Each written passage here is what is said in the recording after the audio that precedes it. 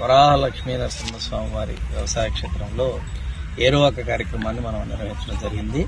ముఖ్యంగా ఇది రైతులందరూ కూడా ఎంతో విశిష్టంగా ఈ కార్యక్రమాన్ని జరుపుకుంటారు. అందులో భాగంగా మనం కూడా మన క్షేత్రంలో ఈ కార్యక్రమాన్ని చేసుకున్నాం. ఎడ్లతోటి మనం దున్నడము, భూమిని దున్నడం, అదేవిధంగా విత్తనాలు చల్లడం లాంటి కార్యక్రమాలు మనం ఇక్కడ చేయడం జరిగింది. గతంలో ఇక్కడ పనిచేసినటువంటి ఈఓ గారు రామచంద్రమోహన్ గారు ఇక్కడ మన సిబ్బంది రాజు గారు కానీ, మన ఈఎలు కానీ వీళ్ళందరి సహకారంతో ఇక్కడ ఒక పెద్ద వ్యవసాయ క్షేత్రాన్ని డెవలప్ చేశారు.